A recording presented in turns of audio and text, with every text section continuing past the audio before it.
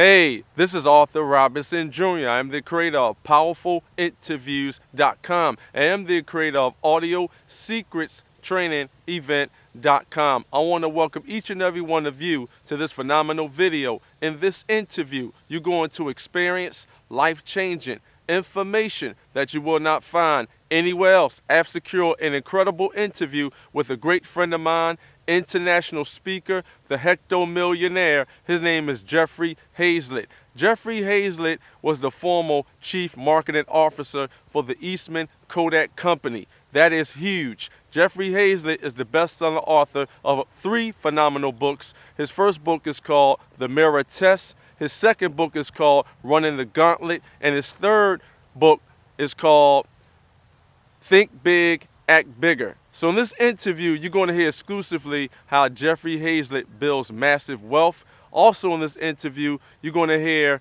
Jeffrey Hayzlett. He breaks down layman's terms about your brand is your promise and much, much more. So remember, this is not BS information. The right information will change your situation. Wealthy people take advice from other wealthy people, and unfortunately, broke people take advice from broke people. So right about now, go get your pen and your pad, sit back and relax, and write down some notes in this interview that I'm going to reveal to each and every one of you with my great friend, successful businessman, the hecto-millionaire.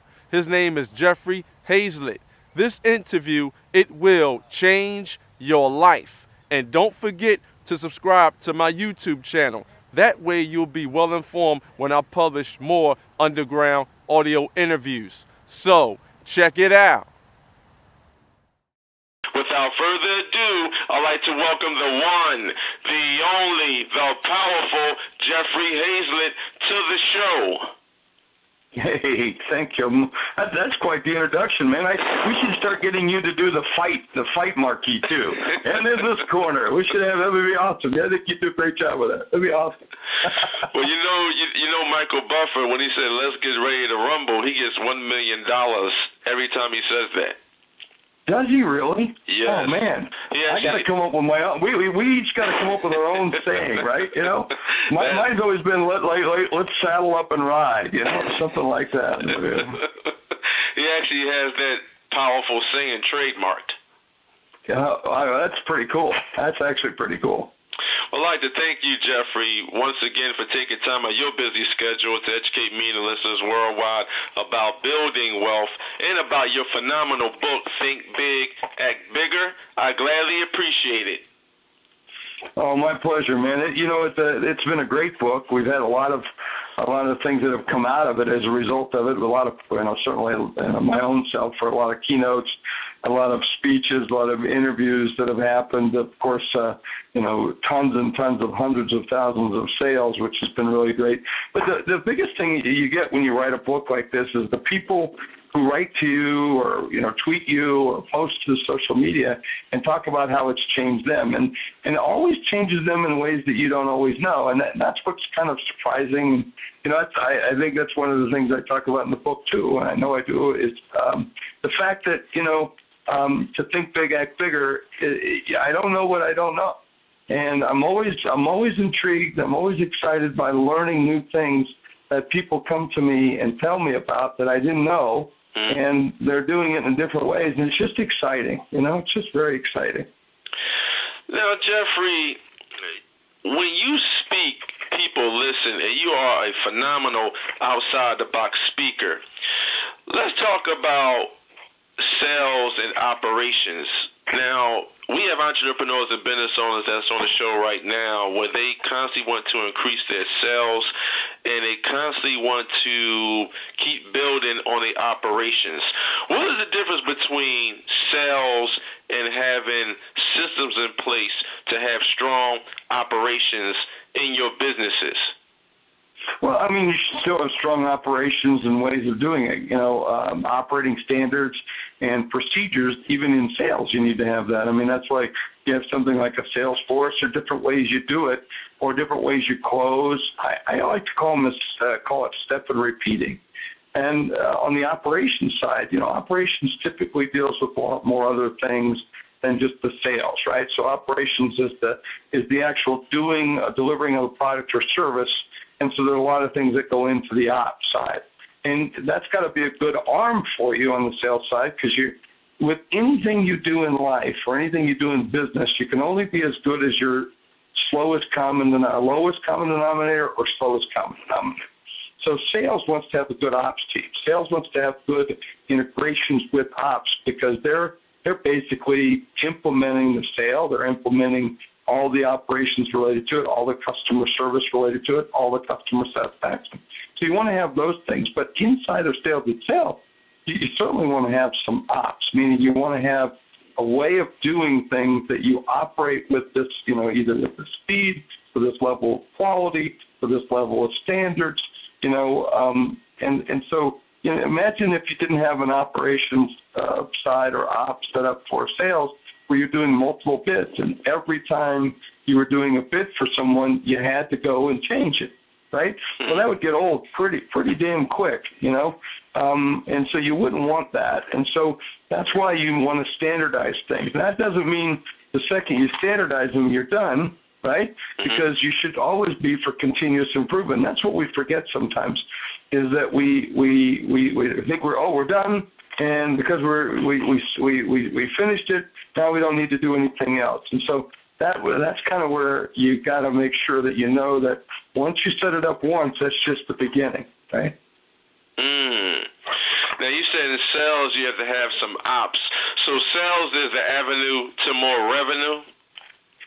Well, it always is, Without sales, what do you got, So sales is what's driving the revenue. Now, marketing interacts with sales, and that really, when we talk about the marketing side, well, marketing is the inception of the idea all the way through customer satisfaction. A lot of people look at marketing more as a communications function when it's really not.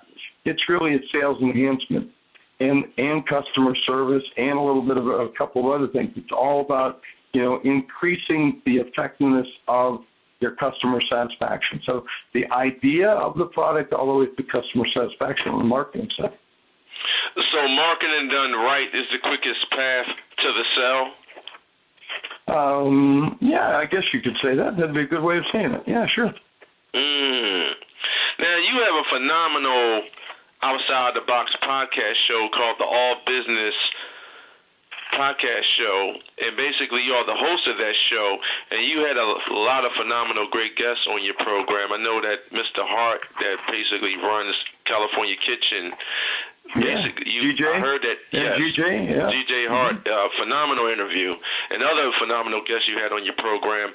When it comes to picking guests to come on your phenomenal show, what do you look for? Do you look for, they change the industry? Do you look for, they're hectomillionaires or decamillionaires? Like, what do you look for when you actually pick your guests to come on your show?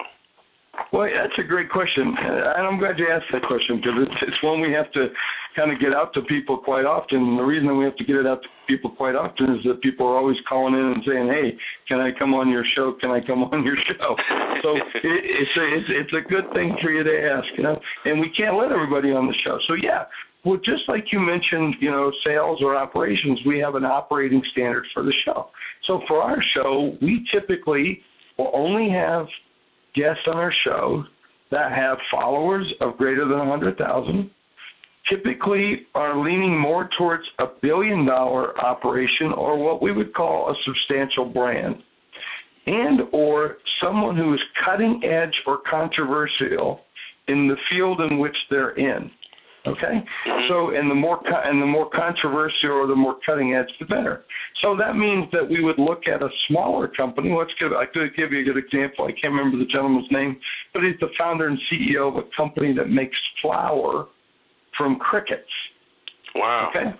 Yeah. Now, and that's kind of a weird thing, but but that's cutting edge. So that now we can get into all kinds of different things about his product and the way he does things.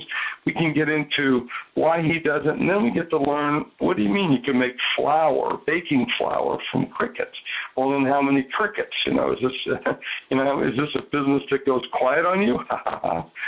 Or, is it a very loud business, meaning it's got a lot of feet coming behind it in terms of people wanting to do business with you. So it's a lot of different things that we could do. But you might only have 2,000 or 3,000 followers, but it intrigues me in some way that I really want to find out what is he all about,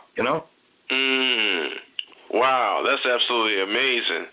Now, I also heard a phenomenal outside-the-box interview that you did with Grant Cardone. And Grant Cardone and Les Brown, they actually came on my show, and I actually interviewed them at the same time, which that was a first-time experience for me.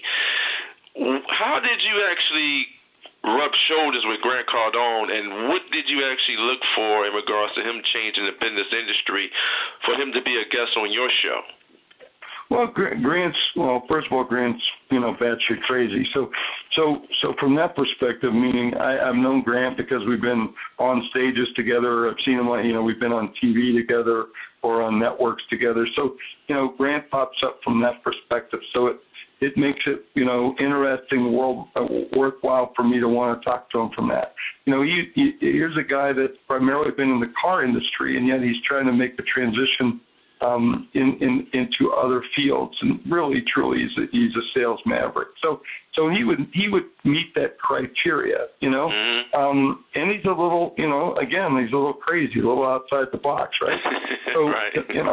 So to me, that makes it intriguing, exciting, and interesting, and somebody that I'd like to be able to talk to just because of that. That alone, makes it kind of fun for me to want to talk to a person who's like that, because it just makes it a lot interesting. And so we're going to have a good conversation. Now, there's stuff that I don't agree with him on, and we had some of that discussion, I believe, pretty heavily in what we talked about in the interview, because he does some stuff that I was like, this, you don't need to do that, and two, it's kind of crazy, like his boot camp and stuff like that. So it's just interesting. It's just an interesting way. And again, he's a little controversial, so I like that. I've had Kevin Harrington on the show, one of the Shark Tank guys. I've had Damon John on the show. So I like intriguing, interesting people, so I can have those kinds of conversations. I really like that. And you also had Steve Forbes on the show, and he actually came on my show as well. Oh, wow. Well, Steve's an interesting guy.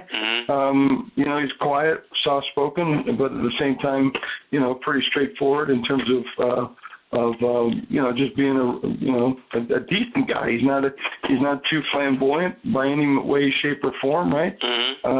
It's kind of nice just to have guys like that on the show, isn't it? You are experiencing a life-changing, powerful interview, and you are hearing it first from Arthur Robinson Jr.'s PowerfulInterviews.com. Now, Jeff, let's talk about scaling your company. Now, let's just say you are the active and accredited investor, and you looking to buy a company. Let's just say they're doing, $200 million in sales, and out of the $200 million, they may be keeping, $40 million in regards to their net profit, in regards to their EBITDA. When it comes to buying companies, what do you look for? Do you look for, to buy their cash flow, or would you look for to buy their book of business? Both. Cash flow helps to be able to pay for it. I've bought and sold over 250 businesses in my career, over $25 billion worth of transactions. So, wow. So I'm always open to purchasing businesses on a variety of reasons. So sometimes you might buy those businesses to scale, which means, like, for instance, I'm only looking at the revenue, and not so much am I looking at, you say the book of business, not so much at the profitability, but the profitability helps you pay for it, If you can't get the profitability, then you can't pay for the transaction. So paying for it is a really important kind of thing to make sure that you have made up in the way in which you're looking at that business. So something you really want to look at pretty dang on hard, So it just really depends. I mean, there's some businesses I look at, I can scale them pretty quick. I can scale them faster than the other guy. I've bought businesses that are not profitable. I just did one not too long ago. It just depends on what I'm trying to get accomplished as a result of that of that transaction or that business. Wow. This is an incredible interview, and I appreciate you coming on my show today. Yeah, well, I mean, so just so you know, you really want to get down what's the conditions of satisfaction. So if you know what that is and what you're trying to drive in your business, then it's pretty clear of what you can do. For some people, buying a business that's not making money is freaking nuts. For other businesses, oh man, it makes perfect sense. Now, Jeffrey, you are a true entrepreneur. Now, let's talk about the word entrepreneur. Now, the word entrepreneur means entreprendre, and it was invented in the 15th century in France, and a gentleman by the name of John Baptist invented the word, and over 200 years later, the word still exists, which is entrepreneur. So entre means between, and prendre means to take. So it means to take lower productivity and increase it to higher productivity. Can you explain to the audience, how are you increasing your productivity in your current businesses? Oh, that's a great thing. I was recently in a meeting, seminar that was led by a guy named Jason Forrest at the Forrest Performance Group. And this goes to prove to show you, I'm kind of a mentor for Jason, right? Mm-hmm. But at the same time, I'm sitting there listening to him, and he does this thing called know, show, do. Now, I thought that was interesting. So what's know? K-N-O-W, that know. Know, show, do. You know it. You show somebody else, they do it. And don't do anything for yourself that somebody else can do for you. And and so sometimes it takes a little longer because you've got to, train people to do some of the things that you need them to do, but by taking the time to do that, they get it done, and when they get it done, they're doing it from now on out. And I thought that was a really, really cool way of doing things. So what a learning I got. Right? Mm-hmm. Yeah, I like to call it a student of learning. If you're not learning, you're not earning. Yeah, that's a fact. That is a fact.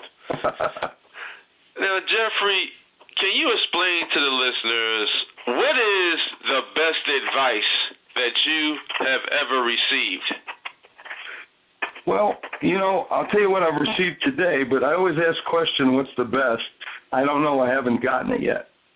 Just like someone will say to me, Jeff, what's the best thing you ever done? I don't know. I haven't done it yet.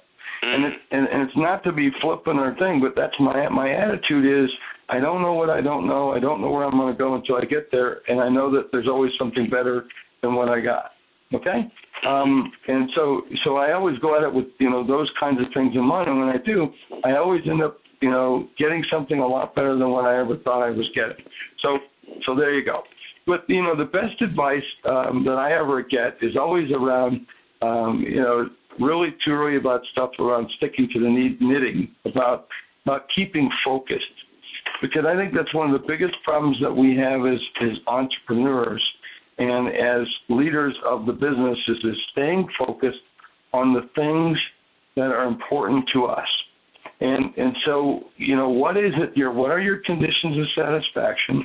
And then how can you drive to make sure that you can get those things accomplished? That's a pretty smart thing and something we should always be striving to do. So that's the piece of advice that I would give to somebody today is what are your conditions of satisfaction? And then what are the things that you're most focused on? So for me, in my life today, it's around building wealth. Finding a way in which to get the things that I want in life, I need a certain amount of money. I don't need everything, but, that's how we keep score. And then I just want to build a better life for myself and my family. So I really try to focus on that. The second one is I like to learn new things. That's a big thing for me. I want to learn new things. I want to learn new ways of doing things, better ways of doing things, and so that's critical for me. And then last but not least, I want to have fun. And so those are the things that I spend the most time and the most effort in terms of focus, and that's what I try to do. And if it doesn't meet that criteria, then why am I doing it? Why am I doing it? So there you go. Wow. You said you love to learn new things, so the right information will change your current situation?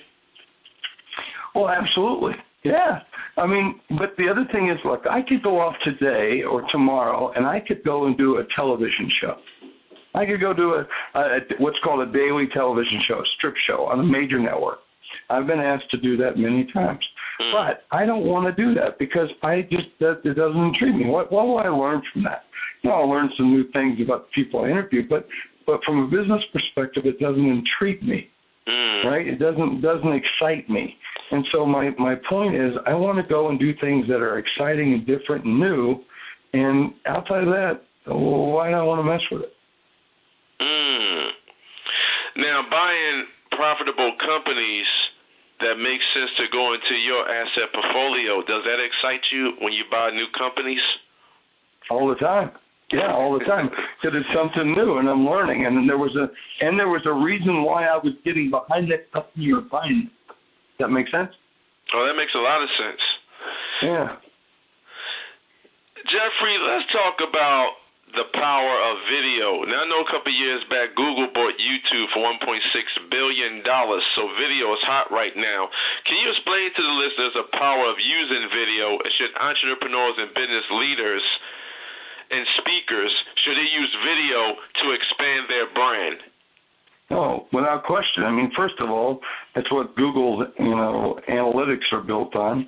So video scales higher than any other searchable term, and I'm using the word term very loosely. So video will always score higher because of its affiliation and closeness. There we go. It's a better word. Closeness to YouTube. Second is, look at you, man. Look at people. We're visual people. We love visual. We love visual aids. We love to do things, see things. That's how we like to do it, and we learn more by seeing. So the more you use video, it better conveys the message. Why would you just want to use one sense when you can use more than one sense, right? Mm-hmm. So that's what video is about. And then and the third is, if you look like look like me, my God, we're eye candy. And I think all people are eye candy, so why not show it off? So once people like you, respect you, and trust you, that's when their minds are made up and they want to invest in you because you are your brand? Well, without question. I mean, so a brand is nothing but a promise delivered. Brand is something we always put on a cow and occasionally a horse. And that's where the word brand came from. It's the identification on the side of a bovine.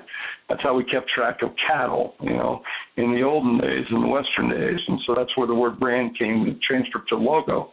So we take figuratively, what is your brand? Your brand is your promise delivered of what you do, how you show up, the way you look, the way you feel. But it's all wrapped up in that promise. So what is your promise to the people that you're serving? And really, that's truly what we're doing. We're serving. It's a servant mentality. We should be reaching out to others. So that's a big portion of what we should be doing. You are experiencing a life-changing, powerful interview, and you are hearing it first from Arthur Robinson Jr.'s PowerfulInterviews.com. Jeffrey, when you speak on other people's platforms, you mesmerize the audiences. Can you explain to the listeners, what do you think is your secret underground recipe for delivering intrinsic value to the audiences? Well, yeah, and I thank you. Earlier you mentioned, that I'm a Hall of Fame speaker. I was given to speak this week in Miami, and there were a number of professional speakers in the room, and they came up afterwards and were taking notes. And one of them turned to a younger speaker and said, "You saw the ones. I did this one story. It's kind of a signature story of mine that I tell about." Story of Inkjet, and it's a business story, and it's very funny and it's very impactful, and I scream and yell and jump around the stage in only the way that I can, 6'3" cowboy could do. But it's what's called a signature story, and so someone said, "Do you understand why?" They turned to him and said, "Why a guy like you is, meaning me, is in the Hall of Fame? That was one reason." And the guy said, "Yeah." So I got off track. I'm sorry. Art, what was the question so I can get back to getting on track? I was on the question, yeah. Well, I asked you, what do you think your ultimate secret is with your intrinsic value delivering to the audiences? You bet. So that's what I was getting to. that signature story just didn't come overnight. It came to me, but I've developed it, meaning I've worked it. The little nuances. So when I do something, I want to honor the people who are listening or receiving the message. So I practice it, I get it down, I hone my craft, and so I take you seriously. So even if I were going to come and sell you or come and have a discussion with you, I'm going to prepare ahead of time. And so therefore, that servant mentality of how can I help you or how can I best serve you, whether it be with a story on stage, whether it be an interview that you're listening to as a podcast, whether it be a conversation over dinner, I want to be engaged, and I want to truly be authentic. And so to engage you and pay attention and to have a two-way relationship and of that engagement, then hopefully my authenticity is going to come through, my knowledge is going to come through, my point's going to come through, and then I will have an impact on what you do. But all of that doesn't come without work, and that was my point leading up before I got distracted, was the fact that story, that speech, that conversation occurs because I'm taking the time to do the best I can at whatever I'm doing, and the different pieces of it, hopefully come through. So I think that's what you should be doing and striving and wanting to do to be the best you can be. So you focus on keep building upon your brand identity. Well, that is my brand identity. My brand identity changed. Some people say, Jeff, you changed yourself so many times. Look, I've been just a salesperson and a marketing person, and I've been a Fortune 100 exec, and I was a TV show host. Now I'm a podcast host as well. Now I'm an over-the-top network owner and an expert on television, online, digital television. Now I'm a grandfather, and now I'm, so forth and so on, Well, congratulations. So, thank you very much. So, I didn't have much to do with it. But anyway, maybe years ago, but not so much lately. And, and my point is, is that is just that. You change that over time. So whatever you're doing is your promise delivered. And it's in the scope of what you're doing that day. Wow. Jeffrey, can you explain to the listeners from your own experience, what do billionaires and hecto-millionaires do on a consistent, regular basis that unfortunately broke entrepreneurs just don't do? They kill squirrels. They kill squirrels. What I mean by that, if you remember the movie Up, there was an animated movie Up that had an Ed Asner character who went on a adventure to Paradise Falls with a young scout in tow. And he was looking to find Paradise Falls, and he runs into Doug, the talking dog. Now, Doug was fitted with a collar that his evil master had given him, where you can actually hear Doug's thoughts as you were talking to him. So Doug, if you remember, runs up to the old man and says, ooh, I like you very much. I think you're very nice. You smell like vanilla. And then he looks away and he yells, squirrel, because he's a dog. He gets distracted. And what I find very successful billionaires and hectomillionaires, they're very focused. They kill squirrels. They kill the squirrels. And I told you earlier, one of the best pieces of advice I ever got was about being focused. And the same thing really holds true with the most effective people. There's a great book, it's an old school book, The 7 Habits of Highly Successful People. And I don't think there's been a better book written about the most successful people in the world than that book. It's a classic.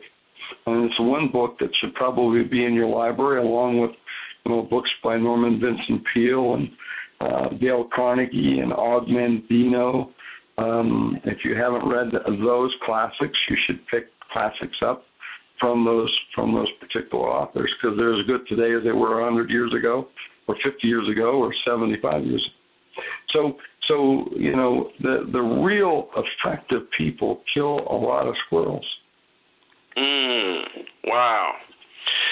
Jeffrey, I wrote down some powerful words, 5 being the highest and 1 being the lowest, so you can rate them in your own influential way. Are you ready? Sure. Accountability. That's as high as got to be 1. 5 the highest and 1 the lowest. Oh, so I'm going to get 5. I'm going to give it 5. Perseverance. Oh, man, so that's up there. That's like a 4. Building great relationships. Oh, that's up there. That's 5. Relationships carry you more than a bank account will. Health. Health, it should be a 5, but I probably put that more like a 3. I don't worry about that too much. I'm working so hard. I hope that takes care of itself. Wealth. I put that. Wealth comes in. Oh man, that's a tough one. Building wealth is an important thing for me. It's one of my top ones. I'd have to put that up at a 5. Integrity. Integrity is up there as well. So that's but that's along accountability. So your integrity comes as a result of your accountability. So I'd put that like a 3 or 4. Success. I don't work on success. I just work on doing the things I think are critical. So I'd put that like a 2. It's not as important to me. Generational wealth. I could care less about it. 1. Empires. I care less about empires. 1. Family.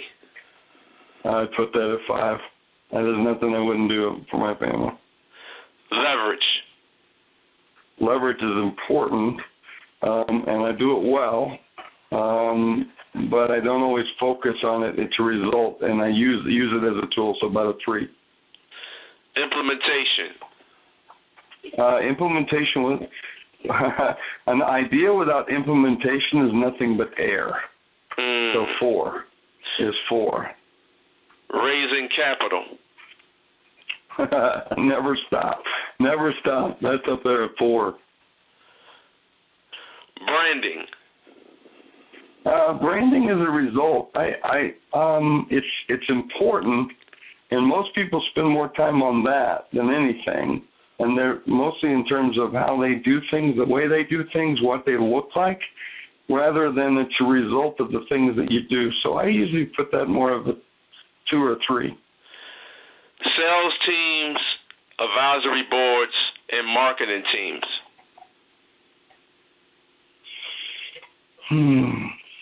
3. All right, that was good. That was real good. Right.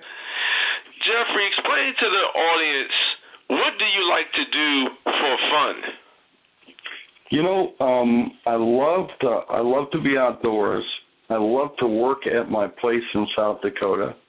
I work really hard. When I'm home, I get up in the morning, go out at 7 very early, put on a pair of overalls, literally a pair of overalls or pair of shorts, and I get outside and I start chopping, moving, cutting, doing everything I possibly can to my outdoor area because I just love doing that. But at the same time, for those that know me, I love to hunt. I love to fish. I've taken up fly fishing again, and so that's been kind of fun to get because I'm learning something that gives me great patience, and fly fishing helps me do that. And it's something that you really got to practice at, and so that's good for me. Hunting is a little easier for me because I've done it all my life. I used to fly fish when I was younger, and I love my horses. I love being out with them. Although I've lost both of my horses in the last year, I just this week lost my other horse, who I had to put down and make a decision to end their lives and their suffering. So yeah, within the last 6 months, I've lost my 2 horses. So it's been a little rough this week on that side.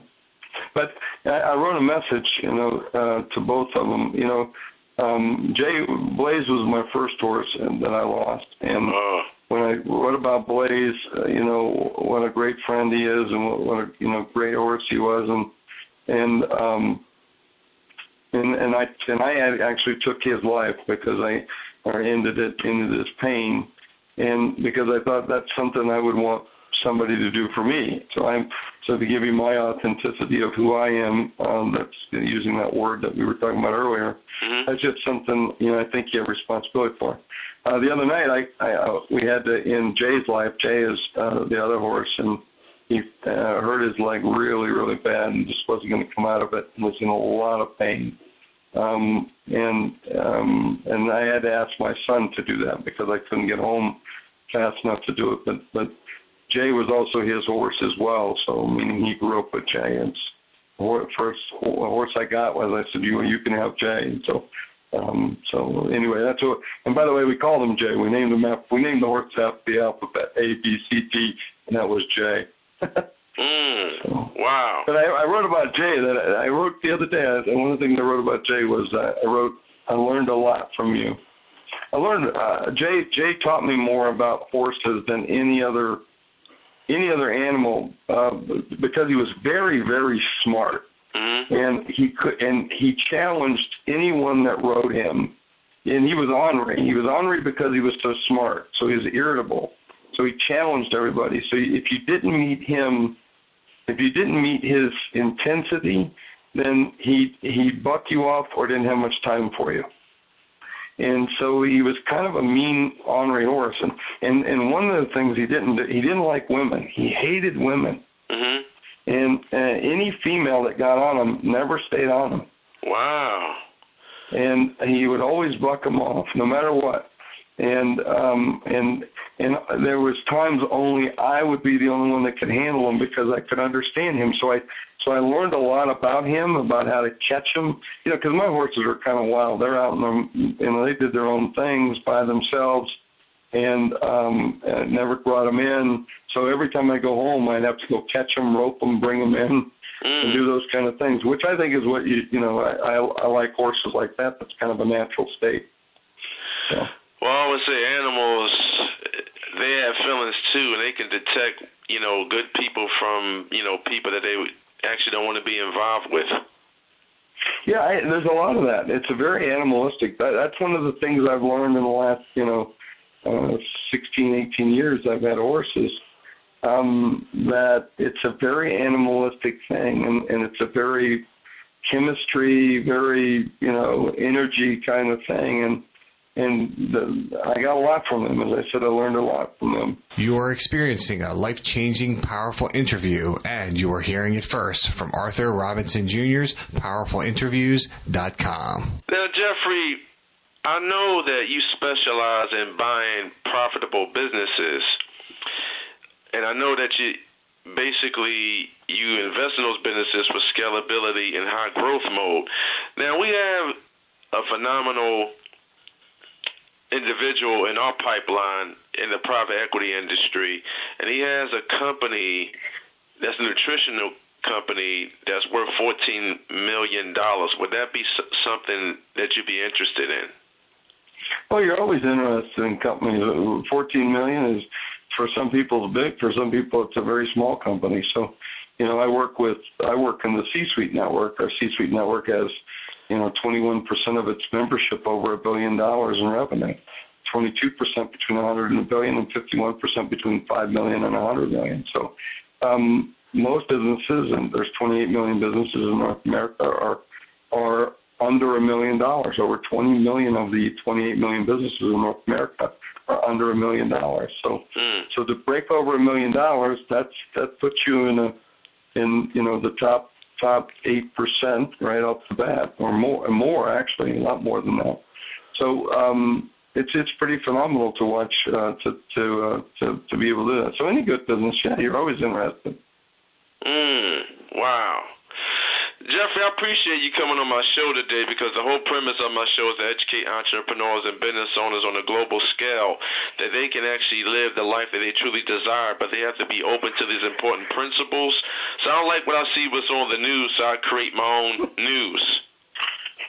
Well, that's a lot like the Hero Club. We have the Hero Club. I encourage people to come and look at that. You know, CEOs and a lot of companies have been taking the money and running, and we've created an organization called the Hero Club, which is all about signing a pledge saying that you will share and you will learn and you will cheer with the people that are most important to you.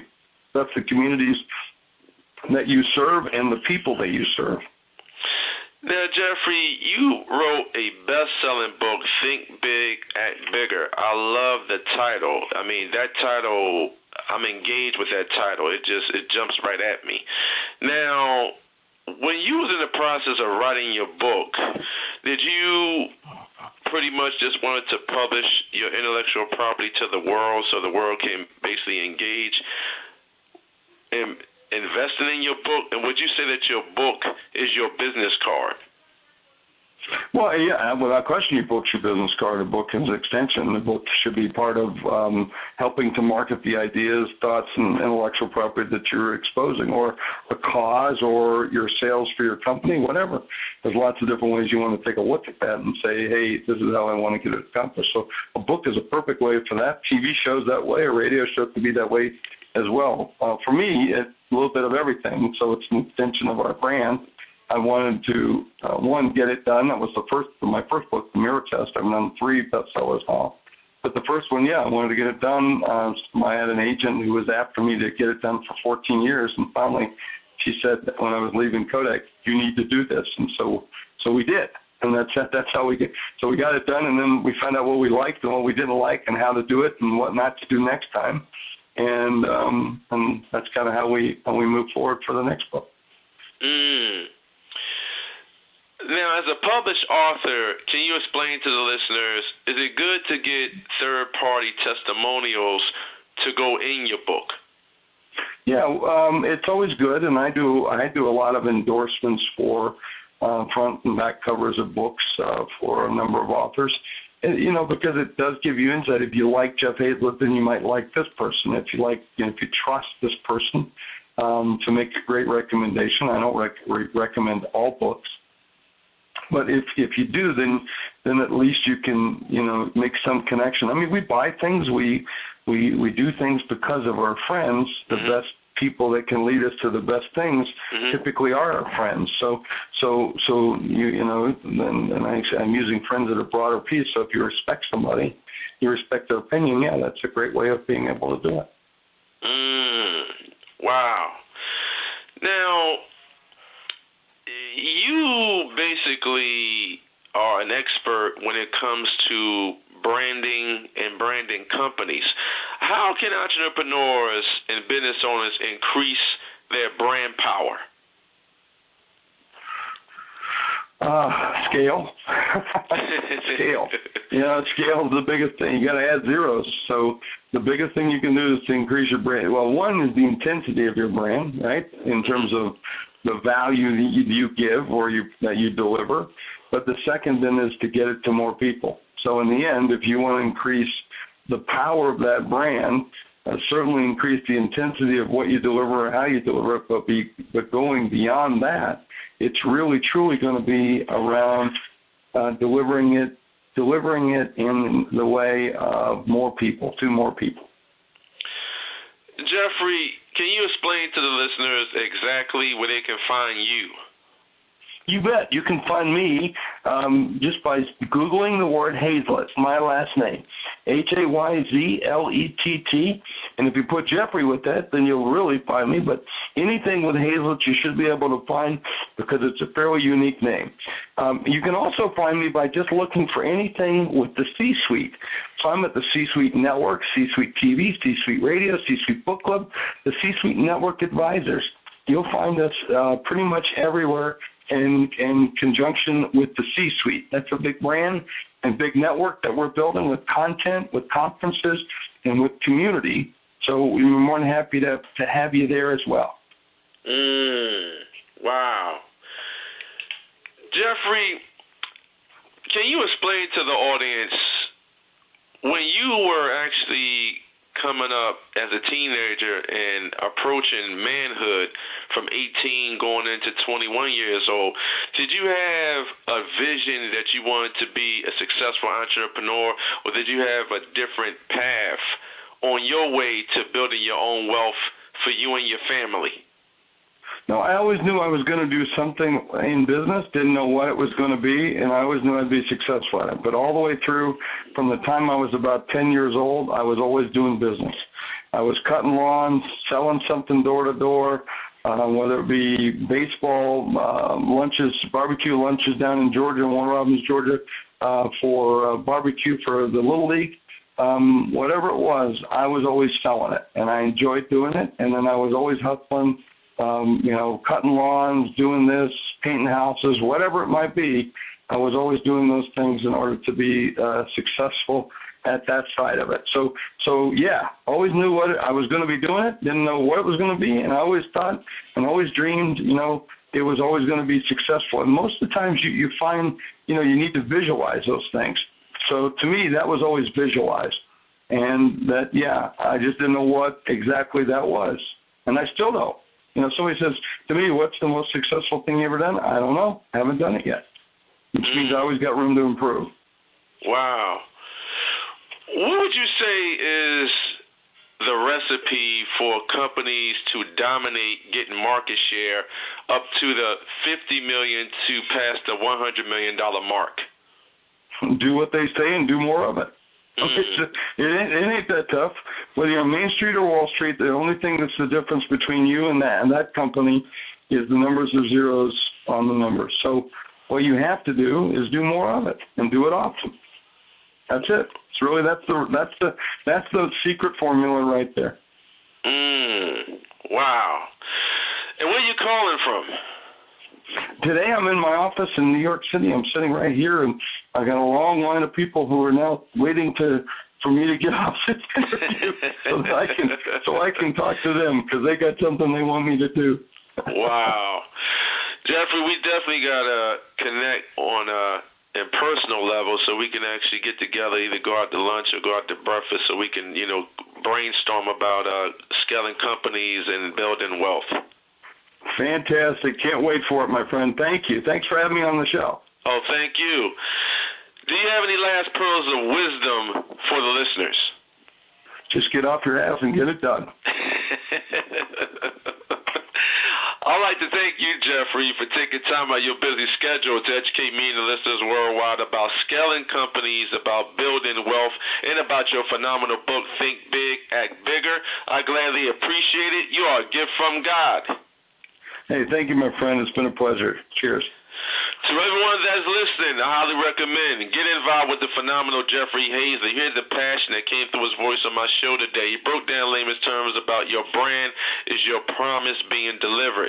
He broke down layman's terms about you have to keep focus on your goals, and I highly recommend get involved with the phenomenal Jeffrey Hayzlett and make the initial investment and invest in yourself and invest in his phenomenal book, which is called Think Big, Act Bigger, and his other books, which is called Running the Gauntlet and the Mirror Test. Google Jeffrey Hayzlett. He is an incredible entrepreneur and a professional speaker. So to everyone that's listening, remember that the strongest asset that each and every one of you have is your brain and what you think about and what you take action on. That will become your reality, and your mentality creates your reality. May God bless each and every one of you, and bye for now. Thank you, Jeffrey. All right. Cheers, my friend. Have a pleasant day, everyone. Here's another bonus tip. Hope this exclusive, powerful interview helped you fully understand on why you should buy companies for profitability. My great friend, international speaker, best-selling author, the hecto-millionaire, Jeffrey Hayzlett. In this interview, Jeffrey Hayzlett, he breaks down layman's terms about his phenomenal book, Think Big, Act Bigger, and he is the best-selling author of his two other phenomenal books, which is called The Mirror Test and Running the Gauntlet. Also in this interview, Jeffrey Hayzlett, he breaks down layman's terms about why entrepreneurs should be a global business celebrity brand.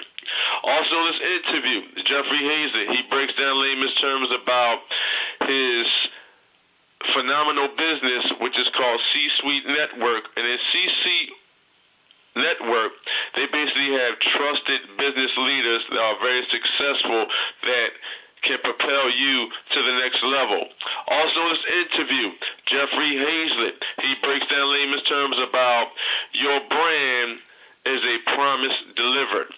Also, in this interview, Jeffrey Hayzlett, he breaks down layman's terms about billionaires and hectomillionaires. They are focused to change the world and much, much more. And also, Jeffrey Hayzlett, he is the podcast host of his phenomenal show, which is called the All Business Podcast Show. If you want to learn more about business, marketing, advertising, copywriting, scaling companies, investing in high-end real estate, investing in yourself, and how to build a phenomenal brand, you can contact me directly at 215-490-2516. That's area code 215-490-2516. Or you can email me at arthurrobinson, 18, @yahoo.com. That's Arthur, ARTHUR, Robinson, ROBINSON, 18, @yahoo.com. And I highly recommend to those that is listening to me right now, listen to this exclusive interview over and over and over again so it can reinforce your learning. And don't just listen to this exclusive interview. Take action on the information that Jeff has revealed in this phenomenal outside-the-box interview. Once again, my name is Arthur Robinson Jr. Thank you, and thanks for listening. Thank you for listening to Arthur Robinson Jr. from PowerfulInterviews.com, your #1 resource for life-changing information you won't find anywhere else. Check out our blog for weekly updates and new powerful interviews. For more information or to contact Arthur, send an email to info@powerfulinterviews.com. That's info@powerfulinterviews.com.